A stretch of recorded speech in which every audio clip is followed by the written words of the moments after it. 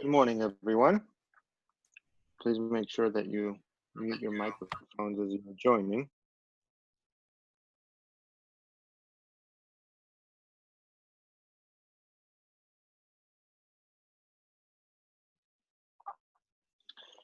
So we're going to give it just a couple more minutes as people are still joining.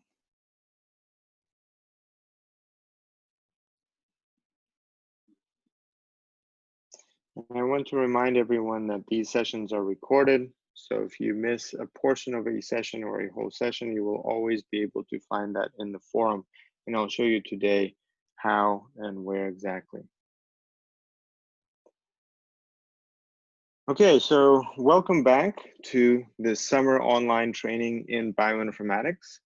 This program is a very quick program for those that are interested in developing an independent project and leveraging next generation sequencing in their research over the summer and in the fall. So what we talk about in this program is how we can leverage big data analytics and molecular biology at the intersection of those. Bioinformatics allows us to access huge amounts of publicly available data sets and tools that have been developed to process and structure that data, and then do some computational analysis that we'll talk about today. So today's session is going to be focused on processing next generation sequencing data. There are multiple courses online that we are going to discuss, and so to make this fast for those that might be interested in a variety of different applications of next generation sequencing, we'll kind of go through and cover examples of how next generation sequencing is used in the study of genomic variants, in transcriptomics, mRNA expression, and metagenomics, including the microbiome and virome. So we'll talk about a lot of different applications. But before we do that, let us go through the program and how we can find all the relevant materials to go in depth into each one of these areas. I want to go to the website where we have this organizational page, and you'll find a lot of the resources like a discussion forum where some of you have been already posting some topics for us to discuss today. We'll talk about some of the courses that cover a lot of the topics that I'm going to be going through today, and some projects. And so as we said, the objective of this program is to develop a project and apply these skills in the context of a project. So there, I'll show you how you can start thinking about some of these project ideas using some of the examples that we provide.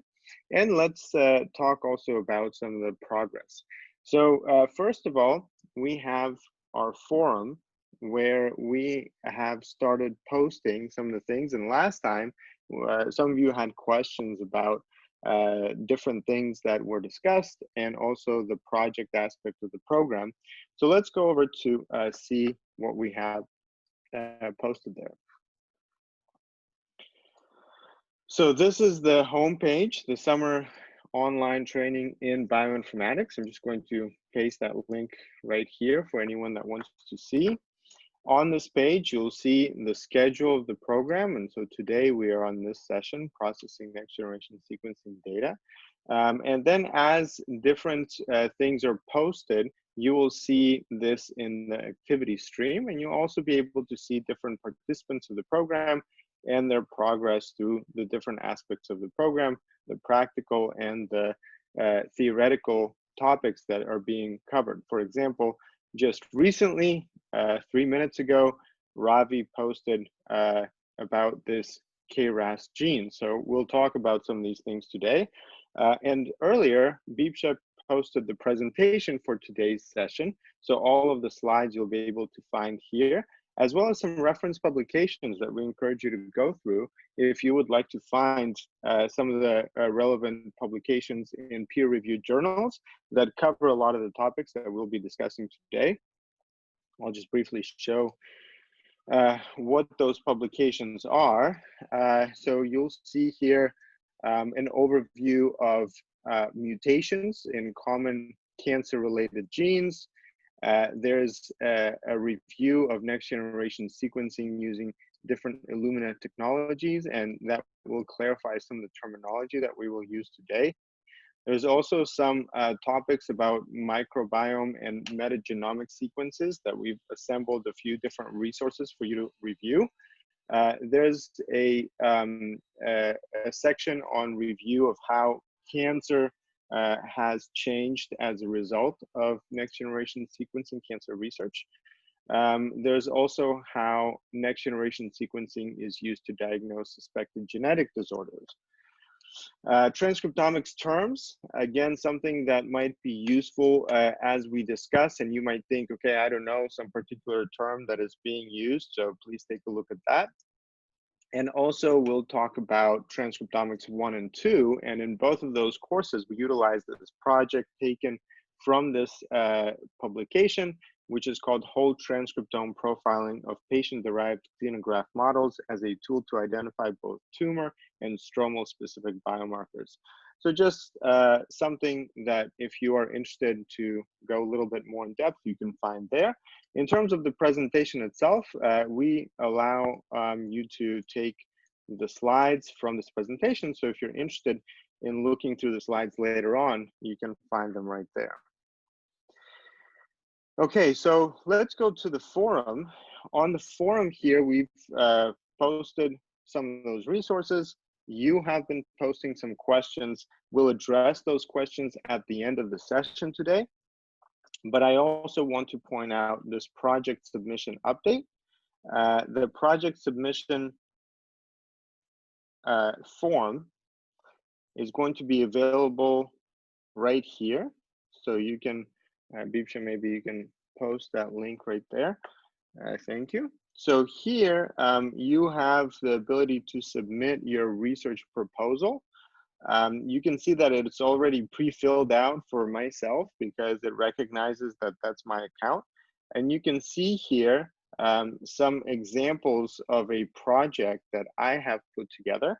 But of course, you can put that based on your project. So what is the idea here? You put the topic of your project. Think of it as the name of your publication, the topic of your publication.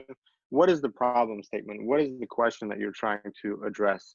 Then provide some more detail about this. So we're interested to kind of understand the background and what exactly are you going to be focusing on? How do you propose to address this question? Things like that. Think of it as an abstract to your paper. Here, link to raw data. So if you can find the data on NCBI or some other repository, obviously we encourage you to use public domain, open source data that is not restricted in any way. And remember that all of the analysis that you'll be doing is going to be public and visible to at least the participants of this program. And so do not use something that you would like to keep private. Reference publications are also important.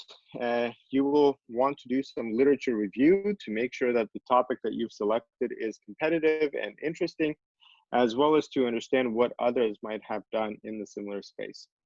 So hopefully this will provide you some additional guidance to start thinking about your project.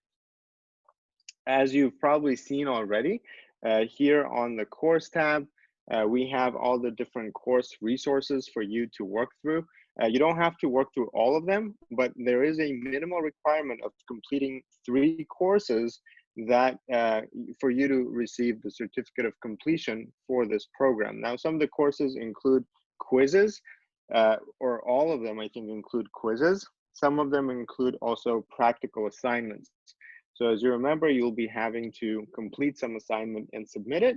And a lot of you have been already interacting with about those assignments, and we also have some questions about those assignments. Yes, and Maya here is asking, is there a certain point in progress that you need to be in order to start a project? Yes, and I'll explain that in a little bit. Okay, so let's go back to the presentation.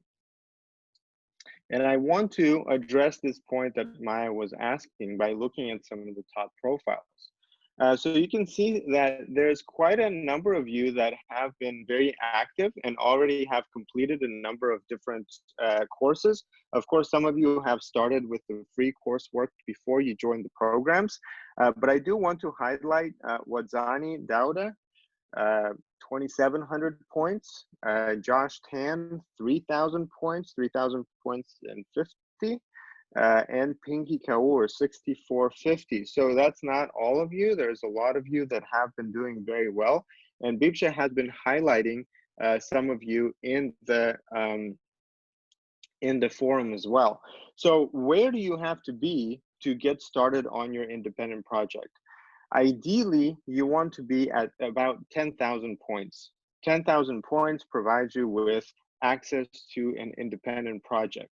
If you don't have 10,000 points, you can still work on the projects that are posted already in the project section of the program. So that doesn't mean that you cannot submit a project proposal. You can submit a project proposal and we can discuss how that project proposal can be improved. It is a process that will take some time, so please start working and thinking about that now.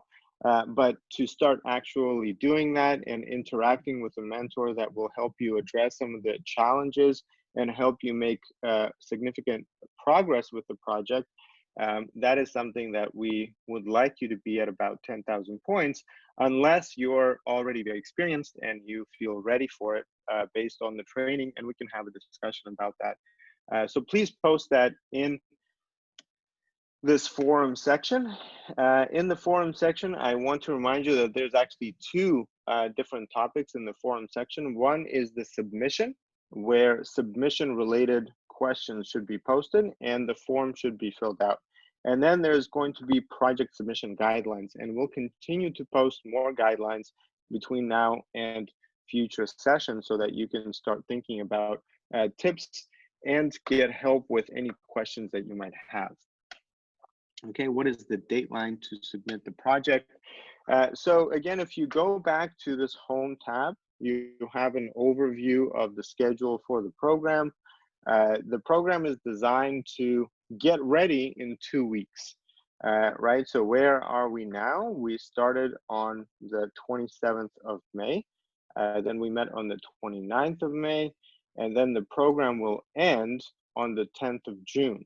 And so by that time, you will have covered all of the basics that you need to start thinking about each step of your project. After that, you have another 2 weeks to complete that project. So by this time, by June 10th, try and put together some kind of a project proposal that we can review and provide you with feedback on. Template. Yes, we will talk about a project template and how to prepare for the project, and we'll provide you with some great examples from some of our other participants. So again, you can see some of the top profiles making a lot of progress. If you're not at about 1,500 points at the minimum, you should really take the time to catch up.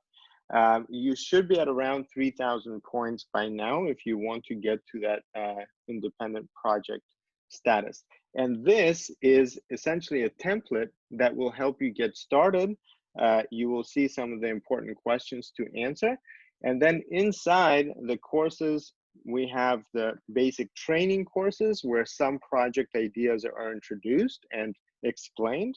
And then here under projects, you will also find some examples, and we'll add some more examples to here in the next couple of weeks so that you can see how to go about this project preparation. Now, as you complete these projects and you complete the courses, we do really appreciate some of the feedback that you are providing.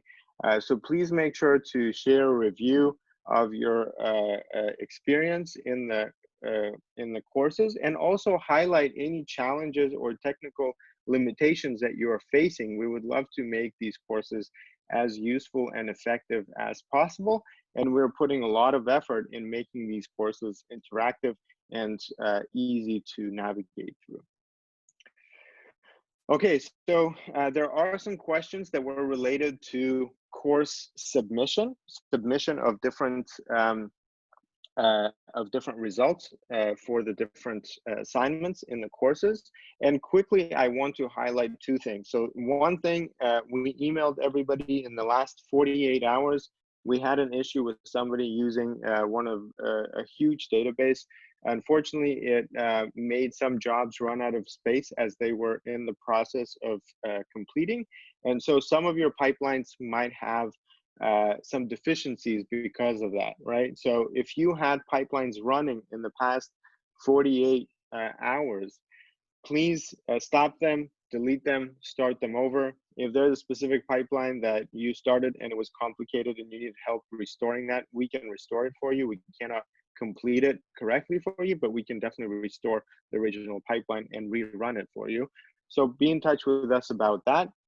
You will find in the outputs of each pipeline different types of files. They might be FASTA, they might be TXT files, they might be PDF files. So remember that there's going to be specific formats that we're looking for when you're uploading your assignments. You can always put anything into a Word document if you have images or you want to present a table or something like that, and upload that as an answer to your assignment. Yes, if your pipeline is in the middle, it's stuck at 50% or something like that, go ahead and delete it, restart it, please. Okay, any other quick questions before we go through today's session, because we do have a lot of material to cover, so I don't want to take up a lot of time on these organizational elements. And please always remember that if you do have any questions that you want us to address, the forum is the best place to discuss that. Okay, what is an SVL? SVL, I believe we went through that last time. Please review that session again. SVL is essentially just a reference link to some file already on the server. So let me quickly show you.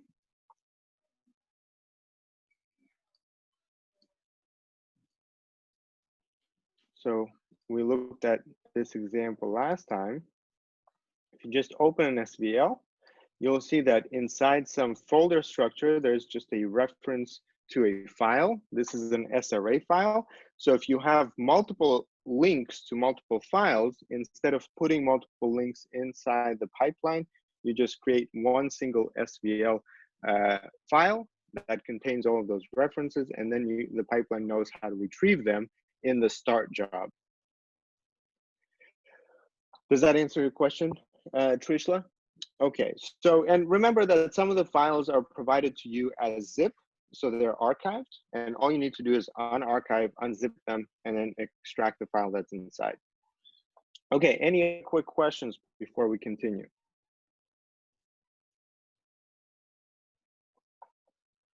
How do we access those SVL files? Well, those SVL files are provided to you in either sessions, like last time, we gave you some SVLs, or inside courses. You'll find them as links that you can download to your computer. Also, SVL files are going to be available in the project. And the purpose of developing your own project is to determine what the data set that you will use and design a series of links that you can reuse in multiple pipelines. So we'll help you with that process, and we'll show you in one of the sessions on how to do that. Does that answer your question, Awio? Okay. All right, so let's continue. Please, I need the link to these files. Ebola virus, I missed the last class. Okay, we will post those links in the forum where we discuss different session resources, okay? Okay, so in this session, we want to discuss processing of next generation sequencing data, mutation variants, gene expression, and metagenomics. So a whole variety of applications, all based on this one technology, next generation sequencing. So to understand the terminology, what is next generation sequencing, we need to look at the history of genomic data. So back in the 1950s, almost 60, 70 years ago, right? The DNA structure and function was discovered. Eventually, quite quickly, we got to the Human Genome Project being completed. And that was a monumental accomplishment where we discovered how different genes and elements, genomic elements, were organized in the human genome. During that time, there was also a race in the technology space, both on the computational side and on the sequencing side. And as a result, this new idea, so first of all, up until then, Sanger sequencing was the standard and continued to be for quite a while after that.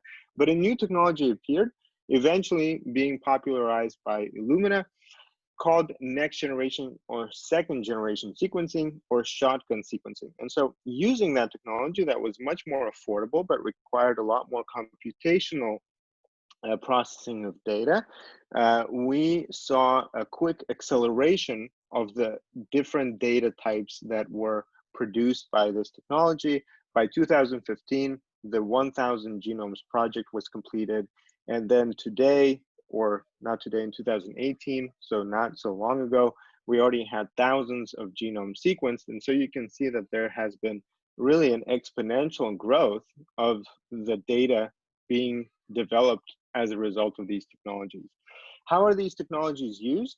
They are used to characterize a lot of different biological events that happen inside the subset that describe subcellular processes. And collection of these different types of data are called different types of omics. So for example, we can describe the way cells look and the different phenotypes that are produced from these subcellular processes. And for example, we can talk about phenomics. What is the phenotype of a plant, of an animal, of a cell? So that could be called phenomics, collection of those types of data. Then we can look at the DNA level. So the chromosomes contain DNA, and the DNA can have variations. Those variations could be single nucleotide changes, or they could be multiple nucleotide changes, basically at the DNA sequence level, and that's called genomics. Then we have epigenetics or epigenomics. So epigenetic variation could be described again with omics data, and that typically refers to non-coding change that leads to a change in gene expression. So for example, the DNA code has not changed, but the chromatin structure changed, or DNA methylation has changed, or maybe some element is being silenced by a microRNA.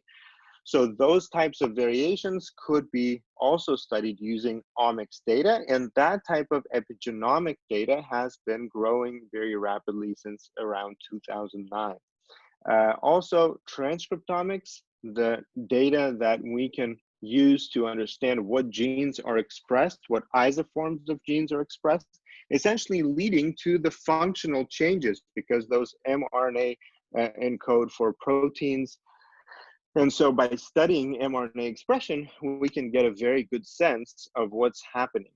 Now, these types of technologies have been rapidly evolving. There are many different types of kits that help us prepare the correct type of material before it is sequenced. And especially one of those areas is related to single cell analysis. And there has been a tremendous variation of different types of techniques for single cells. For example, starting from 2009 up until 2017, there has been an exponential scaling of single cell RNA-seq in the last decade. So we can see how the same technology can be applied to solve a variety of different challenges, studying a variety of different subcellular processes and different aspects of the same biological process. So to understand this technology, let's take a look at some of the steps at how this data is really generated. How is this digital data generated? So it all starts with some biological sample, biological material. From that biological sample, we can extract DNA and RNA, but it is always converted to cDNA in fragment. So it is shared, so it is broken up into pieces. Those small pieces are then used using different types of library preparation techniques, are prepared so that we can sequence them from a flow cell, essentially something that is put into a sequencer.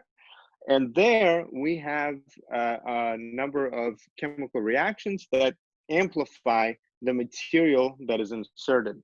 When it is inserted into the sequencer, what the sequencer, the machine actually does is it looks for visual signals that are translated into individual nucleotides. So the output, that digital data that we get as a result of sequencing, is a sequence of nucleotides. So it's going to be a sequence of nucleotides that comes in different fragments. And many of those fragments are going to be, they are going to have to assembled into longer pieces and placed onto a correct portion of the reference genome for us to be able to interpret what do we actually see inside this biological sample that we started with. So a good understanding of each one of these steps and what these steps mean for ability to analyze this data is really what we call processing next generation sequencing data. So the process of converting what comes out of the sequencer into something that we can analyze is what we will discuss today in the context of several different applications: DNA, mRNA, and then metagenomics. So something that refers to microorganisms. So we'll talk about these three different applications of next generation sequencing, trying to find some common terminology and common steps that are going to be involved in each one of those pipelines. And so we'll refer to things like pre-processing, mapping, quantification or annotation, and we'll see how those different similar techniques are applied in these three different domains. We do have courses, Introduction to Genomics and Genomics 1, that will talk about what we'll discuss in the context of DNA variation. We have Transcriptomics 1, which is going to speak about processing of mRNA data, of gene expression data, and Introduction to Metagenomics, as well as Metagenomics 1, where we'll talk about how this type of sequencing is used to study the microbiome and different microorganisms present in a sample that can be studied at this in this way. So we already talked a little bit in our last time. And yes, I'll get to a point where we can maybe pause and ask some questions. So if you just put your questions in the chat box for now, and when we get a chance to pause, I'll address them one by one. Okay, so we talked about this last time. There are different types of data formats for storing this kind of sequencing data. They are different in terms of what they offer for the user. So for example, FASTQ files are going to contain these short reads, and they also provide us with quality information for each nucleotide in a read. We also have FASTA files. They can store just the sequences, and they do not contain that information on individual reads, and they could be the result of multiple different types of sequencing technologies. And then we also typically have a GTF file, which contains the start and end of different genomic sequences. For example, if we talk about the human genome, it is organized into chromosomes, and inside the chromosomes, there are introns and exons, and multiple exons combined into genes, and genes might have multiple different variations called transcripts. So all of that information is typically collected in a gene transfer format called GTF file. What is inside these files? Again, we talked about this briefly last time.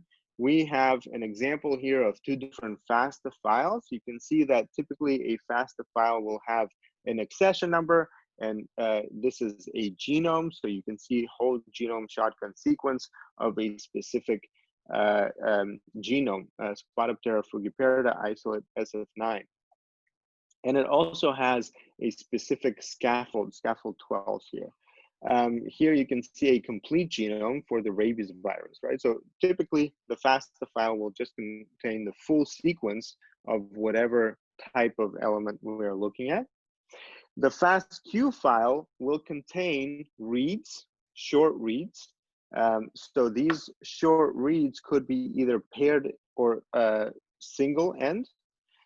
You can see the name of the read, and you can typically see the length of the read. And then you can see for each nucleotide some information about the quality. So you can see how it is organized, somewhat similar to the FASTA file, but contains some additional information beyond the individual nucleotide positions that are in each read. In all of these technologies, there's going to be a need for alignment. And here you can see an example of an aligned collection of reads that are stored in a different format called the BAM. So you can see that this is an example of a BAM file. Here you have some reference sequence and individual reads, how they align to this reference.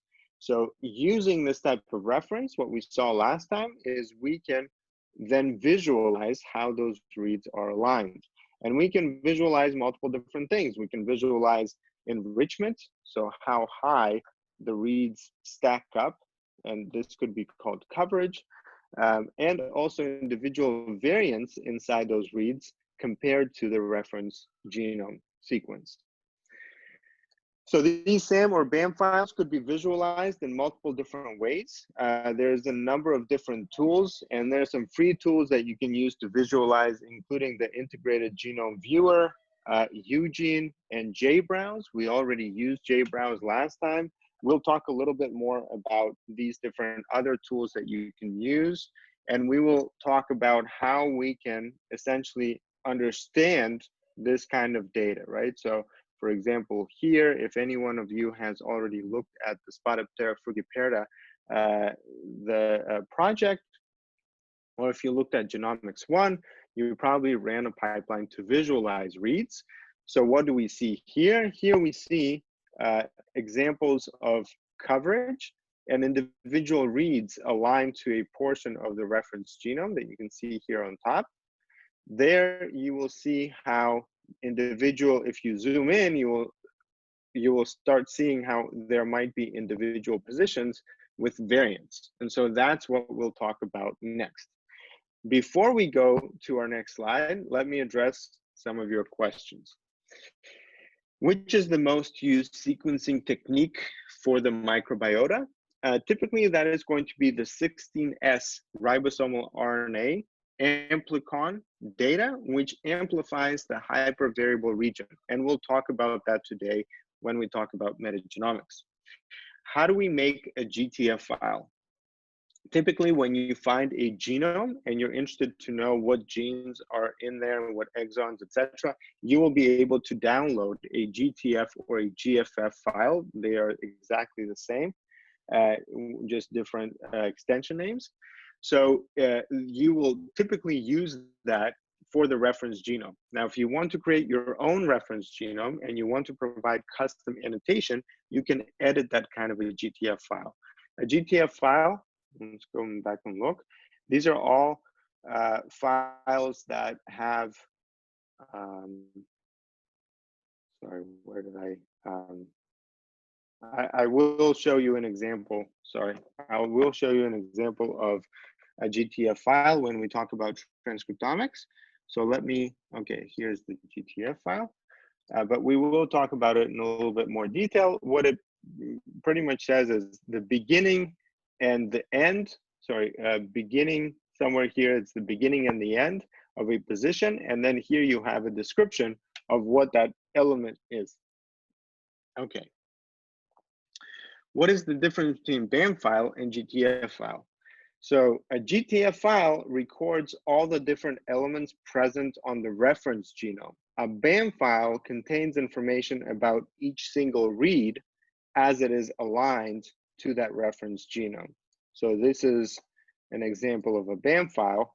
It will use the GTF to maybe understand whether this is inside a specific exon or this kind of a variation is present in a known transcript, but it provides a lot more information. So these BAM files are typically very large. Okay, how do we find average coverage depth in IGV? Great question. You can typically run summary statistics in IGV to understand overall average coverage. And we'll talk a little bit about coverage today using different technologies. I don't know if average coverage across the whole genome makes that much sense. It is used sometimes. There are minimal standards for that. But as you'll see, there's a lot of variation. So maybe it doesn't always make sense to just have a single number for that. How do we locate chromosome number in a sequenced genome? Well, again, the genome will be organized by portions.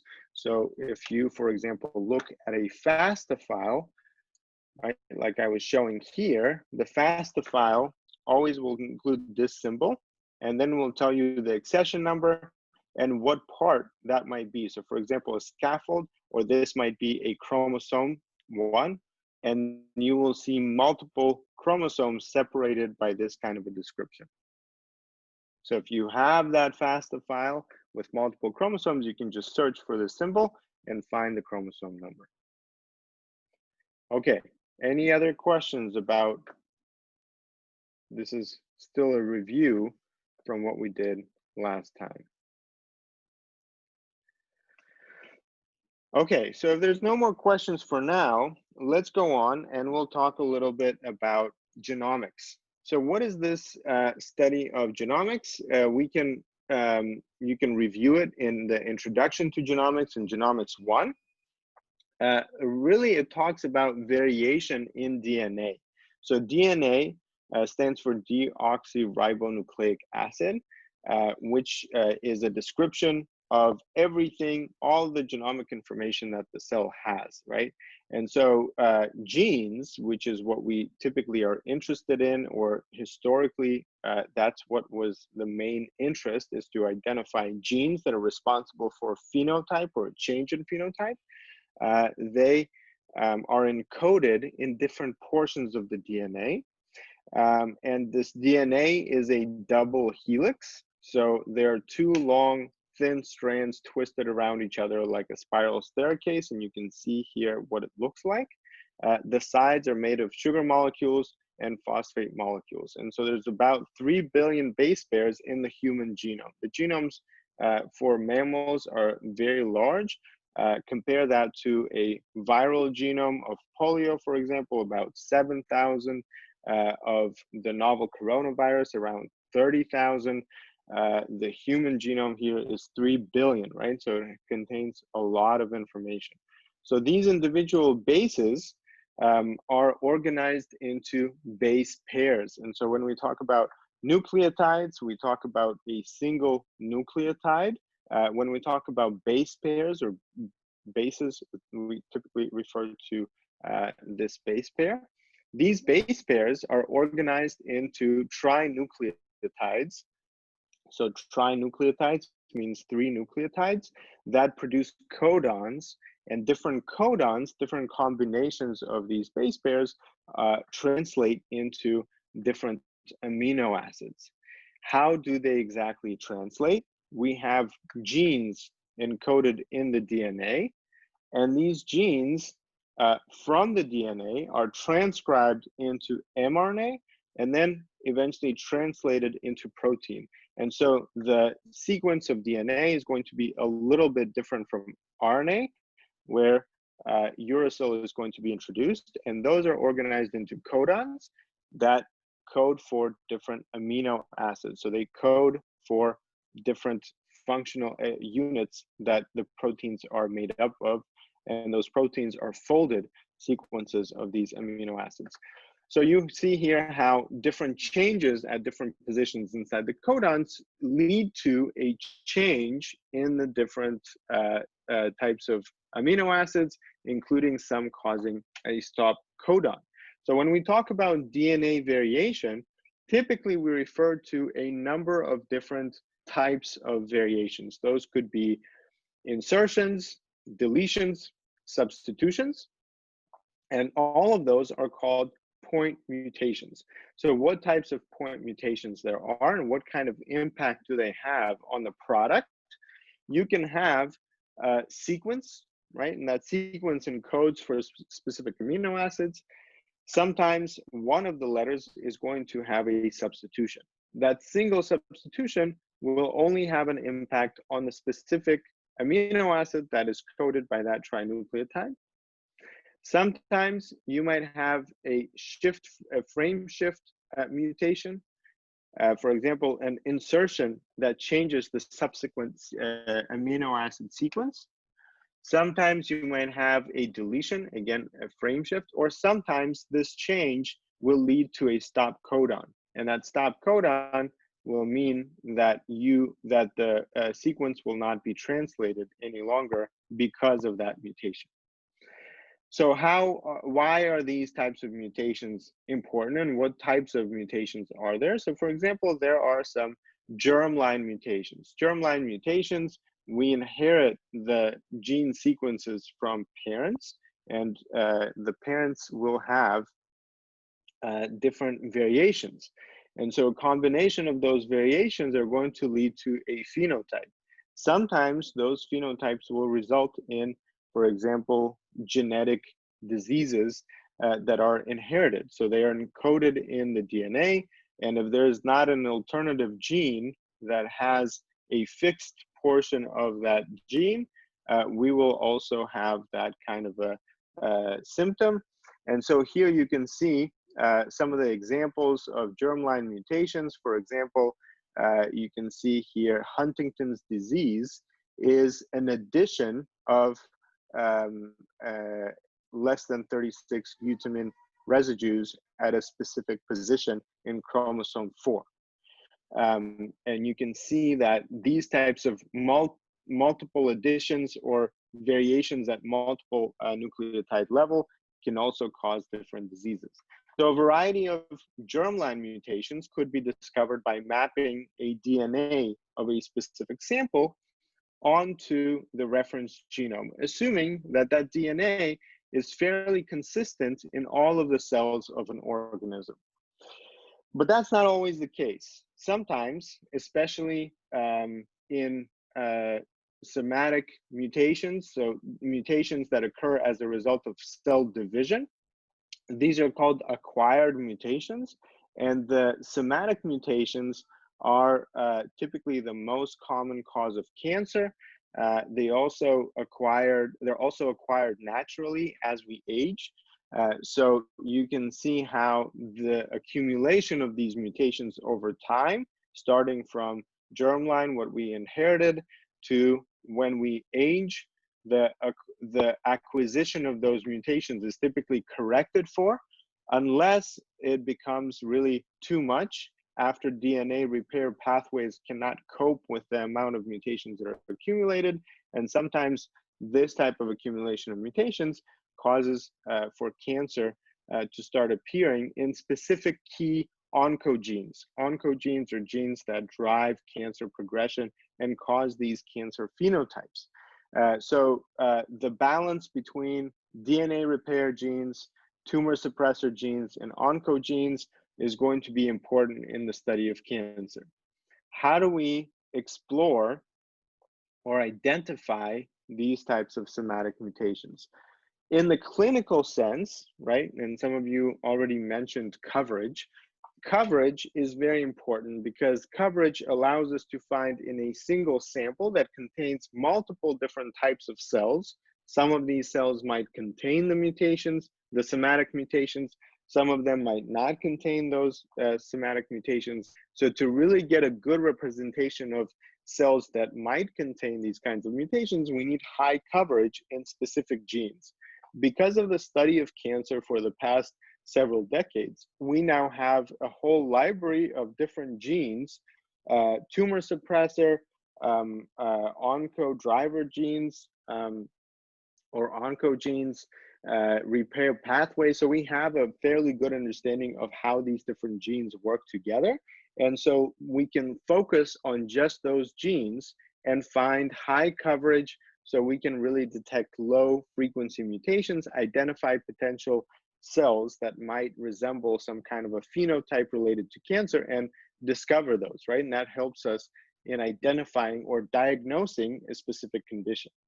Sometimes we are interested in understanding what happens with all of our genome, and that will give us the whole genome sequencing. And that's typically to discover what happens at the germline level, how, for example, different mutations accumulate in introns, the non-coding, non-protein coding regions. But a good balance between these two is whole exome sequencing. So sequencing of just about 20,000 protein coding genes, so just exons, so that we can discover mutations. We have some balance between fairly good coverage, and cost-wise, it's still efficient, much more efficient than looking at lower coverage of the whole genome sequencing. So those are the types of different sequencing techniques that are typically used to discover DNA variation and call variants. What will be the optimum coverage value for targeted panel sequencing, whole exome sequencing, whole genome sequencing? Will there be a difference between germline or somatic mutations? Yes, and it's not as simple as it seems. There's actually a lot of thought that kind of goes into that, because we have multiple alleles, so multiple copies of the same gene in the DNA.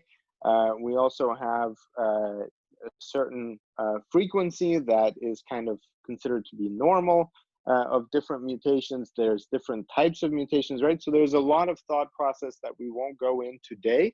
We will have another session that I think might expand on that. But basically, the rule of thumb for whole genome coverage, 5 reads or for each base pair is typically what is expected for whole genome sequencing, minimal. You can see down here, so this is the scale of coverage, right? So you can see right here, it's fairly low. Here you can see for intermediate coverage, it's maybe around 100 to 200 is for whole exome coverage, and then high coverage could be very high. I mean, sometimes this type of targeted panel can go all the way into thousands. But here you can see about maybe 500. Maybe it could be a little bit more. So depends on what types of mutations you're looking for, like you mentioned in your question. So this type of next generation sequencing that is used for variant calling is going to take into account the coverage that we have available. It's going to probably also leverage the different types of technologies like pair and sequencing, so that we have higher confidence in the sequence of each read. And what essentially is a variant? A variant is when we can find many reads that point to the same change compared to the reference genome. So here you can see T, and here you can see G in multiple positions and multiple reads. So that's good evidence that we have. You can see 95% of all of our reads, or 121 reads, have this change, have a G, right? And that means that this is a variant. This is something different from the reference genome. On the T-Bioinfo platform and in Genomics 1, you go through this pipeline. It's found under mutation variant, parallel analysis of mutation variant data. Let's take a look at what exactly this pipeline does. This pipeline looks at several different steps and allows us to compare different types of groups of samples, or just look at individual samples. So typically you will have a section for data pre-processing, mapping on the reference genome, variant calling that could be done in multiple different ways, And eventually you can either do differential variant calling, so comparing variants that are accumulating in groups of samples, or you can do just simple calling of variants, and that will be done for each single sample. And then you can also annotate and do post-processing on that data. So for example, different examples that were described there, how would you do it for variant calling, right? You might have a single sample, and that single sample might be to find germline mutations, right? So if I want to just understand how is a single sample different from my reference genome, I might be able to have, just a DNA sequence, another DNA sequence, and just find all the changes in that sequence. Now, if that sequence is a FASTQ file, so it contains reads, I will just be looking for the reads that are accumulating that specific variant. If I want to look for a somatic mutations requires for me to have a sample from a tumor and a sample from a control, which is normal, right? The normal sample will contain germline mutations. And so to find somatic mutations, I will look at all the variation present here minus the variation present here, and therefore only identify the somatic mutations that have not originated from germline changes. A good example of somatic mutation is P53, a gene that is responsible for apoptosis. If it is changed significantly, it doesn't function. And so where is that gene located? It's located on chromosome 17. We can find the different mutations. Somatic mutations, right, typically will result in cancer. So a lot of cancers, about 70% of cancers contain mutations in this gene, P53. If you've done, and we'll do this in a second together,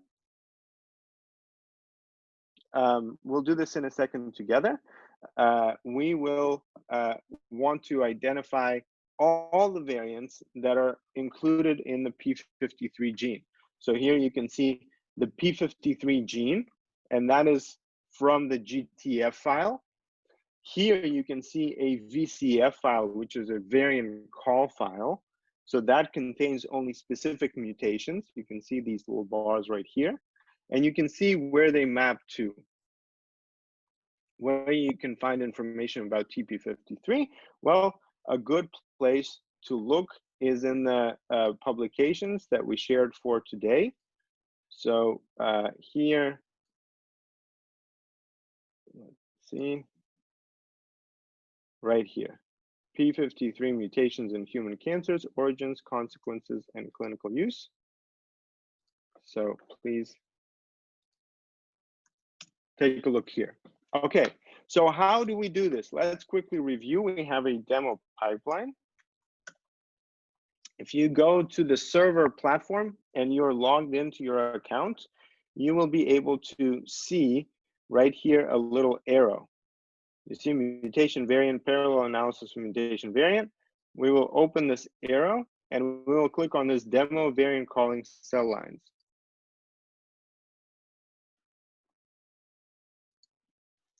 Okay, Mohammed, I mean the visualization method to find its molecular location or any other genes.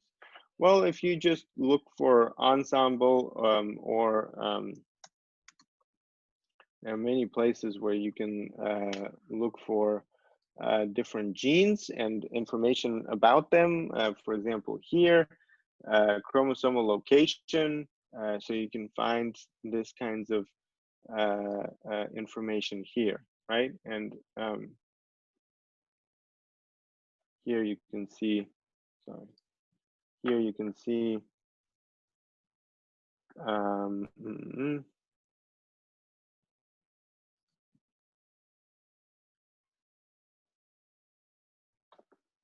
okay, so I think if you research something like this, you'll be able to find answers about the different genes. Okay, so here you'll have a lot more information. Here's the gene, chromosome 17, and you can see exactly the different exons, etc.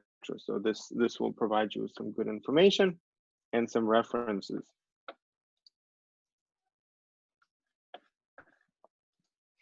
Okay, so let's go here on the server platform. This is going to give us a sense of how we can use some of these methods. So when we click on start, you can read about what we just discussed. What are these single nucleotide polymorphisms or point mutations? You can see that there's some data pre-processing steps because we have to generate the data using PCR amplification. We want to remove accumulation of reads that have statistically abnormal amplification. Then we would like to map this onto the reference genome. So we map it onto the reference genome and create a VCF file or a variant call file, right? So a variant call file takes normal sample alignments, tumor sample alignments. We have 2 samples for each patient, for example. And then we compare them so that we can identify only somatic mutations. So subtracting the germline mutations, which are present in normal cells, for example, blood cells, right? If we're talking about a solid tumor, we might find blood still contains germline mutations. It's different from the reference genome, which was not prepared from this particular patient. It was prepared from some other patient or some other person. And so then we can also look for somatic mutations specific to this individual. Okay, and as a result, we get this file called VCF or variant call file. You will have 2 samples, right? So you will have 2 samples. You will have a tumor and a blood. Blood is just used for control. Does that make sense, Sabha? Okay. An alternative method, right? There's many different variant calling methods. For example, we can use somatic sniper and click on end. And then you can see download output files, and there's a zip file. If you open it up, you will see a VCF file that you can open in Integrated Genome Viewer, IGV, or you'll find an Excel sheet from Somatic Sniper that you can just open in Excel and see all the mutations there. Another pipeline that you can do here to visually see the reads, if you click on bow tie, you can click on visualization and visualize how the reads of a germline, for example, are going to be seen compared to the reference genome. Okay, so here you can see, and we'll take a little bit of time to load. Let's zoom in. Okay, and you can start seeing individual reads. Here you can see chromosomes. So if we go to chromosome 7, or sorry, 17. No, chromosome 17. And let's zoom in again. Okay, in fact, I believe. Okay, so here you can start seeing those reads. You can see those reads, and you can see this is alignment, and you can also add coverage. So this is coverage down here at the bottom, and you can, I believe, okay, you can see the variance of P53. Okay, so here we are. Let's zoom in a little bit more. You can see P53 annotation right here. And you can see that this is, so you tell me what you think this is. What kind of sequencing is this? Is this whole genome sequencing? Is this amplicon or amplified specific gene? or is this whole exome sequencing, and why? What do you think?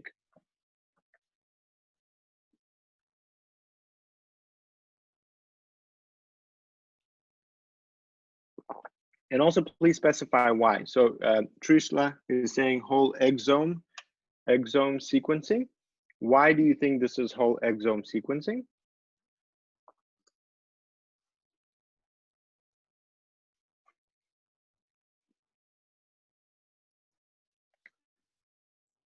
High coverage, okay. Parts of the genome. Okay, great. Yeah, so this is whole exome sequencing. Why? Why is it not targeted? Targeted will have specific regions just amplified and everything else will not be there. Okay, and why do we know that this is exons? These red things are exons. And you can see that they have coverage, but in the introns don't have any coverage. So this is exome sequencing. Not only in identified genes, it's actually, if we go in a completely different place, you'll see there's also coverage there, right? This is some gene called KDM4A. Okay, so it is across the whole genome. It's pretty good coverage. You can see that. That's because it is used for somatic mutations in this case. Who can show me a really good example of a single nucleotide polymorphism or a mutation in this image around which position? You can see the positions here on top. If you are looking at this from your computer, you can actually scroll through and you can find a position. Okay, how do I know if there's a mutation here somewhere?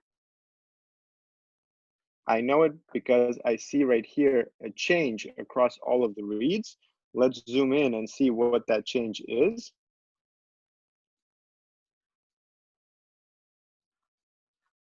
Right here.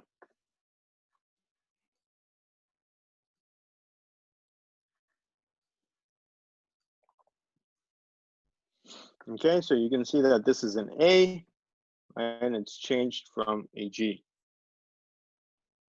Red, blue dashes. Okay, so what are the red and the blue? The red and the blue, this is paired end. So they are sequenced from different portions, different directions, in different directions. And you can see that some of them don't have a matched pair, or some of them might have poor quality. So there's different colors to annotate those different reads. And you can see some of those have a lot of variation, but it is not replicated in other reads, so we ignore it. But for these kinds of changes, we do look for them, and we then extract them for annotation. So that is a good view for those is going to be, forget about everything else. Let's just extract these different variations, and those will can then explore what do they actually mean, right? And then you will see here, this is a mutation in 743 G to T substitution, position 743, right? And then you can annotate. So this is a cosmic annotation of that mutation. What is it useful for, or how is it, what is known about this specific mutation? So here you can see this mutation, and that is typical for lung. And here are some examples and pathways that are affected, okay, and some references about this mutation. So again, that is the process of calling variants in to study genomic data. Now, if you want to learn more about this, we have the introduction to genomics, we have genomics 1 and genomics 2 that you can explore a lot of the different types of variations that you can find by analyzing this kind of genomic sequencing data. Let's talk briefly about RNA variation. RNA variation allows us to study mRNA quantification differences. So how much mRNA is present in different samples. It is typically analyzed by, again, pre-processing and eliminating those bad reads, making sure that the reads are good. Then mapping, again, the same idea, we map those reads onto the reference genome. And then we can quantify. So we need to measure exactly how much mRNA, and mRNA consists of multiple exons, right? So what kinds of transcripts do we see, and how are they quantifiably different between different samples? And this is based on the central dogma of molecular biology, right? So we have the nucleus where we have the DNA. That DNA is replicated and transcribed into RNA. Then that RNA is translated outside into protein. In that process, there is a process of alternative splicing. So the same mRNA can produce, the same gene encoded on the DNA can produce multiple variants, not at the DNA level, right? The DNA doesn't change anymore, but it can combine multiple different exons, and those could be amplified at different levels. So for example, there are some promoters that will cause a gene to be expressed more, or there are some expression ways that the organism can suppress expression of specific genes. How do we analyze this kind of data? Let's take a look at an example pipeline. First, I'll explain what the pipeline means, and then we'll take a look at it on the platform. Again, you will recognize the same steps: pre-processing, right, blue. Then we have mapping on the genome. And here, because of the different exons combined into transcripts, we need to potentially have multiple steps to define what those transcripts are, or in other words, define the transcriptome. And then quantification. How do we measure the height of those expressed genes? So let's take a look at this pipeline together. If we go to areas of analysis, and here we go to RNA-seq chip parallel analysis of NGS and microarray data. Again, you can drop down right here, and we can select the cell line project. We'll click on start. You can see pre-processing, mapping, quantification. We can go through the pre-processing steps. So for example, I can do trim-o-matic and trim bad reads or sequences and reads that align to library preparation sequences, technical sequences. Reduce the PCR amplification.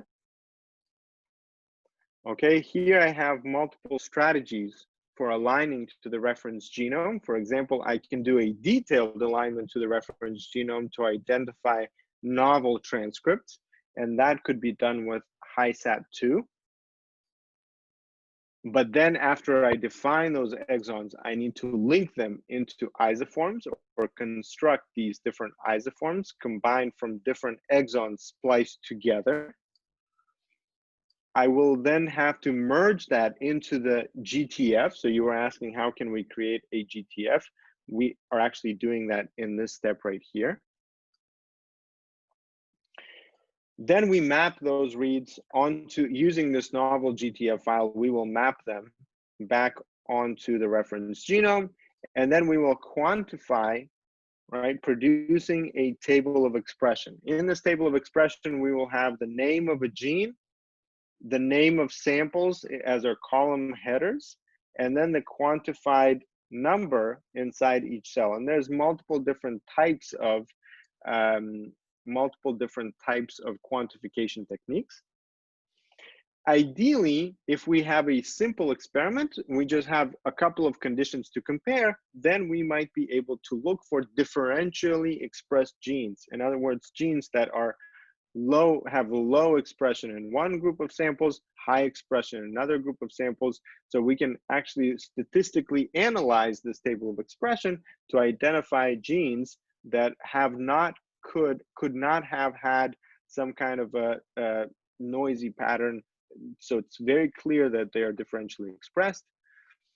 And let's click on end.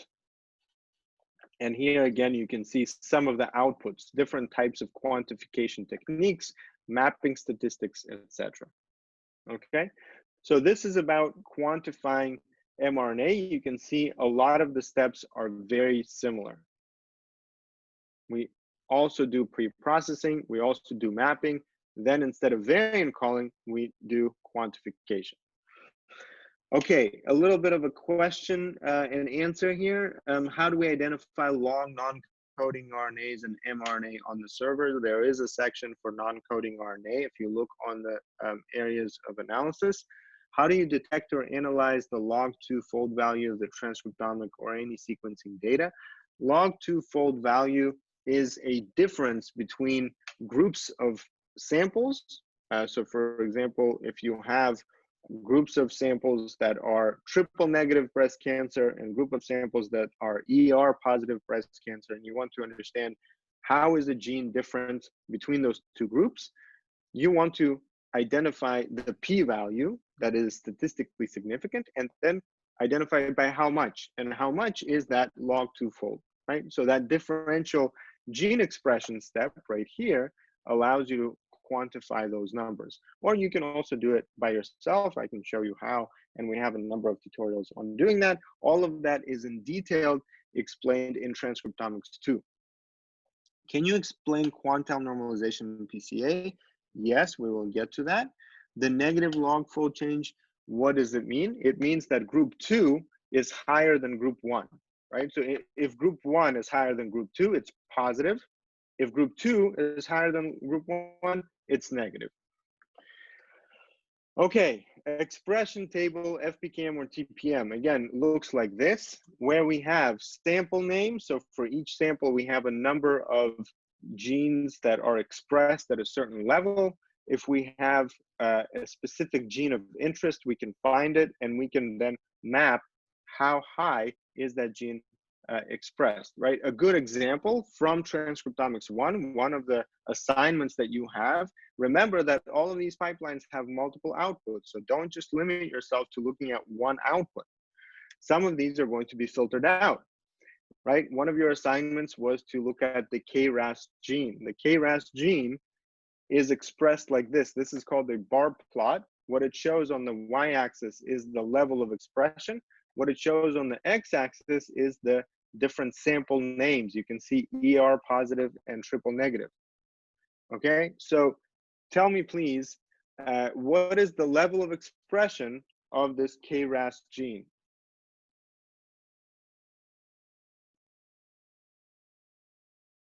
Anyone can post the answer in chat. So what is the level of expression for this KRAS gene?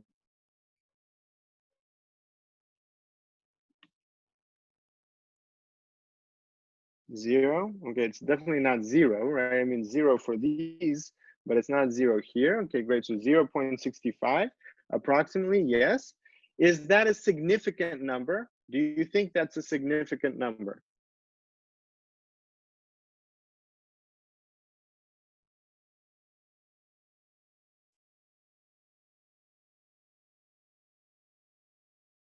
Do you think this is a significant number?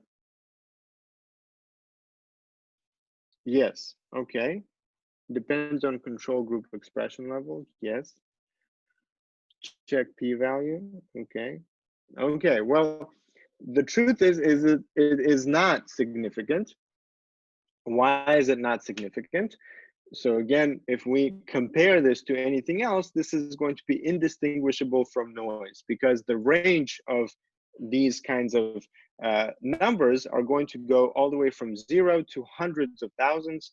So obviously you will not be able to use a statistical method that will make it statistically significant. Not only that, in all of the replicates, and these are all triple negative cancer patients, right, it is not expressed at all. So there's pretty good conclusion that this is insignificant. And because it is insignificant, it is filtered out. So in the final output, you will actually not find this gene at all. How do you know this is KRAS gene? If you look on Ensemble ID, this is the ID that encodes for the KRAS gene. So it is not a significant gene. You will find it in the unfiltered table, okay? All right, so if we look at the process of RNA-seq, RNA-seq process looks like this. We input FASTQ file, one or multiple. We then clean technical sequences, remove duplicate reads that were amplified as a result of PCR, so they're technical variation. HiSat2 maps those RNA sequences, maps those reads to the reference genome. It calculates overlapping reads and gives us an idea of what types of isoforms are spliced together. And we have the output, which is the analysis, the gene expression table. So up until here, this is transcriptomics 1. So if you're interested in understanding the process of finding new isoforms, quantifying those isoforms, why some level of expression is significant or insignificant, I really suggest you go through transcriptomics 1. And if it is still unclear, let's discuss it next time. Then we can compare those results between groups of pipelines, and that's really differential gene expression. And once we have those differentially expressed genes, so not genes that look like this, they're not differentially expressed. This is just one sample out of many, right? It doesn't have any kind of a pattern. But if we do have a pattern, then we'll be able to compare the patterns between groups and identify a p-value of significant difference and also quantify log-fold change. So there we will be able to identify differentially expressed genes and then annotate them. What types of genes are these? What pathways do they belong to? What is their functionality? And that leads into biological interpretation. So this is all in transcriptomics 2. Beyond transcriptomics 1 and 2, we also have transcriptomics 3, where we discuss machine learning methods, including how to prepare data for machine learning, and then how to use different types of clustering, dimensionality reduction, and classification methods, and also single cell RNA-seq, and that is in transcriptomics 4. Okay. So because we are really running out of time, let me quickly summarize the microbiome, the metagenomic portion of it. What I would like you to get out of this session is how multiple types of biological samples could be analyzed using next generation sequencing, and how these different steps of processing that data are comparable between these different techniques. Okay, I think we have great questions here. I know that some of these things might be completely new, and that's why it would be great if you can go through some of the online coursework and try to think through some of those examples that are provided there for these different questions, so that we can continue discussing this next time. Okay. Okay, and so remember these questions. Please put them on the forum and we will address them between the sessions. So metagenomics is a different type of an example. Up until now, we talked about a single organism, right? A single organism, a human, and the human cells all contain the exact same genome. When we come to metagenomic sequences or viral sequencing, we're talking about whole communities of microbes and viruses, and those might have completely different genome lengths, completely different genome variations and genes. And so to study those, there are multiple other techniques. Again, we can amplify a specific type of a gene. For example, we might know of specific sequences that are unique to a single virus. Or we might look for a specific type of RNA or DNA that is only present in bacteria. And so those different techniques allow us to study microbial samples, so samples taken from the environment without culturing them in the lab, and then understanding variation. A good example of that is a project discussed in Metagenomics 1, where we look at this project called the American Gut Microbiome Project. you'll see there how amplicon sequencing is used. And to identify presence or absence of specific types of microbes, we can map those different types of sequences onto a whole database of known metagenomic sequences, right? So if we have a sample, we know that the sample contains a variety of different genomes. If we want to understand which genomes are present, we can just map them all onto a reference database of multiple FASTA files from those genomes. So for example, we have here the NCBI database of viral genomic sequences, right? In this database, we can find all of the different known viral genomes. So if we take that database, again, if we go to the platform and you find that section on metagenomics, you can see how we can take a FASTQ file and map them, for example, on virus genome. Okay, not all of these should be tested, by the way, so please be careful with what your selection is. It might take a very long time. So if we run that kind of an analysis, again, we take a FASTQ file, we have reads, we don't align them to any kind of a genome, we just take all of them and start aligning them to a reference database. A reference database is a number of these accession numbers, as we saw in FASTA files, right? They have these accession numbers. And so we can go through and identify how many of different reads map onto these different accession numbers. So here, for example, you can see in this sample, Ebola virus had a certain coverage for that genome. Okay, now there are many different types of metagenomic techniques, and those metagenomic techniques include amplicon sequencing, where we look at the 16S ribosomal RNA. The 16S ribosomal RNA is a unique ribosomal structure. So in the human genome or mammalian genome, we have the 18S ribosomal RNA. In the bacterial, it's called the 16S. And there it is responsible for making those ribosomal genes. It has a hypervariable region, a specific region that is responsible, that is variable between different species of bacteria. And so using that diversity, we can study the diversity of bacterial populations that we call the microbiome. So that's how we can study either presence or absence of specific bacteria in a sample, or we can quantify and study diversity between different samples and abundance of specific species using taxonomic organization units from these different amplified 16S hypervariable regions. So all of that is in very great detail described in Introduction to Metagenomics, Metagenomics 1, and Metagenomics 2.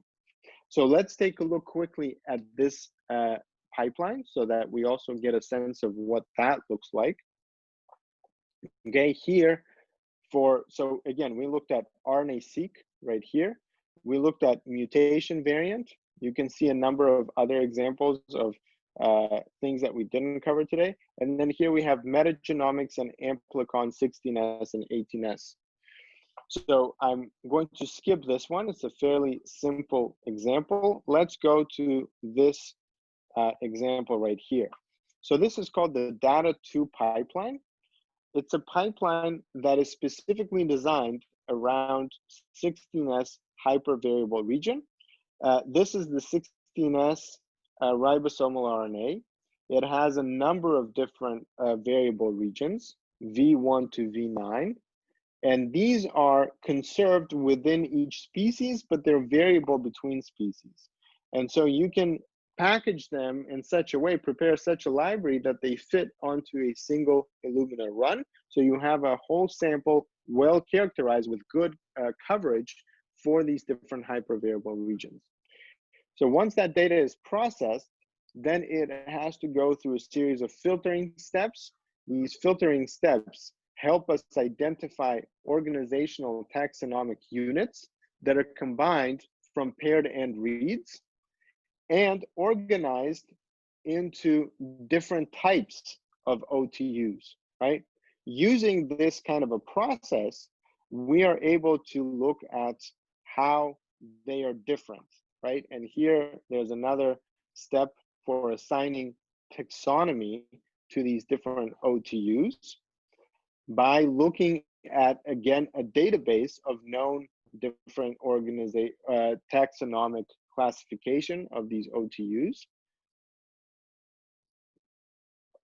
and then creating a phylogenetic relationship analysis. So in other words, how do conditions compare between themselves based on variation and presence of very specific types of bacteria, right? Because this is ribosomal RNA from bacteria, it is applied to the metagenomic sequencing of bacterial samples. And here you can see some of the outputs. Again, you will have different types of files as your outputs, and looking at individual files, FASTA files, text files, PDF files, you'll be able to see different types of results. So between now and next time, I encourage all of you to start looking into the courses. I know that a lot of you have already started looking at genomics, transcriptomics, metagenomics. These are excellent resources for you to leverage to try out these different analyses and also get inspired and get some ideas for how you can organize your own project that is based on the same type of data, similar type of analysis that you can conduct. Okay, are there any questions? I know that we covered a lot, but if you have any questions, let's spend a little bit of time talking about those now. Okay, where can I find the FASTQ files for a project? Is there a specific database or is it attached within the supplementary information of the publication? So again, if you were there last time we looked at different databases like the National Center for Biotechnology Information, NCBI, has databases like Sequence Read Archive, Gene Expression Omnibus, dbGaP, and others, where you can find different types of FASTQ files. Those are typically found on the SRA. So if you look on NCBI under SRA, you'll be able to find those. How to load them into the pipeline is a different question. We talked about that a little bit too, but we'll do another session on that in the future. Right now, your goal is just to find them first before you run any kind of analysis. Okay, Abhilash, does that answer your question? Okay. Is it possible to get a summarized information about a genome? So genome size, number of genes, exons from a genome database? Yes, of course. If you go to NCBI, so on NCBI, there's a genome database, and you can look for all kinds of database information like that. So here we looked at a gene, right? And here you have a genome. So for example, we want to look for the Ebola virus genome. Okay, here you can see different types of Ebola virus genomes. And if you look into one of them, you will find some genome assembly and annotation report, right? So here you can see different types of how it was. Okay, so here you will find that kind of information, right? So for example, the length, GC proportions, size 18.89, and things like that. Okay, how can we extract gene information from OTUs? That is a bigger challenge. We typically don't. We use the OTUs to study diversity and organize them by taxonomy. To study gene expression of microbial populations is non-amplicon metagenomic data. So another type of data is needed so that we can actually look at what genes are expressed. Much more complex process because a lot of these genomes are not well characterized and we don't know a lot of that information.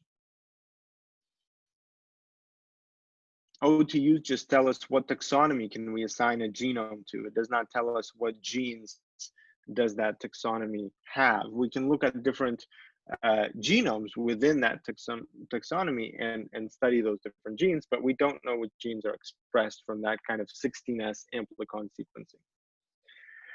Okay, any other questions?